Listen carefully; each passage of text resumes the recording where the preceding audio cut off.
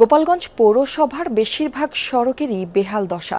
সামান্য বৃষ্টিতেই জমে যায় পানি। চরম দুর্ভোগের দিন কাটছে বাসিন্দাদের। পৌরবাসীর অভিযোগ, নিয়মিত কর পরিশোধ করলেও কাঙ্ক্ষিত সেবা মিলছে না। টেকসই পরিকল্পনার মাধ্যমে দ্রুত সড়ক ও ড্রেনেজ ব্যবস্থা উন্নয়নের আশ্বাস দিয়েছেন স্থানীয় সংসদ সদস্য। সিলন টি রপ্তানিতে শীর্ষে। সড়ক জুড়ে অসংখ্য খানাখন্দ, কোথাও আবার জমে আছে পানি। এর মধ্যেই হেলে দুলে চলছে বিভিন্ন যানবাহন। ভোগান্তিতে চালক ও যাত্রীরা। প্রতিনিয়ত দুর্ভোগ পোহাতে হচ্ছে পথচারীদেরও। দীর্ঘদিন সংস্কার না হওয়ায় গোপালগঞ্জ পৌরসভার অধিকাংশ সড়কই চলাচলের অনুপযোগী। কয়েকদিনের বৃষ্টিতে সেই দুর্ভোগ আরও বেড়েছে।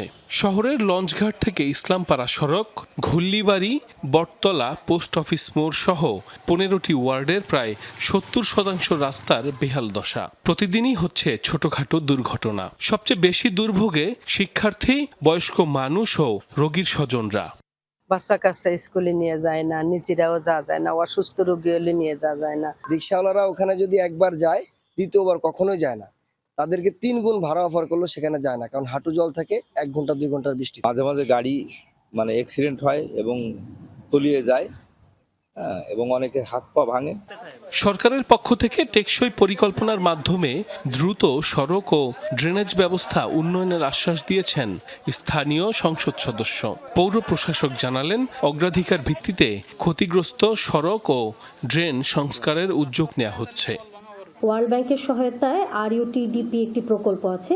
এই প্রকল্পের আওতায় আমরা বর্তমান অর্থ বছরে এই পৌরসভার যতগুলো রাস্তা রয়েছে যাতায়াত অনুপযোগী, সবগুলোকেই আমরা অন্তর্ভুক্ত করেছি এবং আশা করছি অচিরেই এই রাস্তার যে সমস্যাগুলো রয়েছে সেগুলো আমরা সমাধান করতে পারবো। গোপালগঞ্জের অপরিকল্পিত শহর, এখানে কোনো পরিকল্পিত কোনো ড্রেন নাই, কোনো রাস্তা নাই।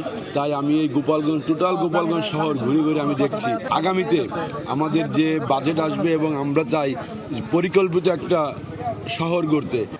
গেল 3 বছরে তেমন কোনো সংস্কার কাজ হয়নি এই পৌরসভায়।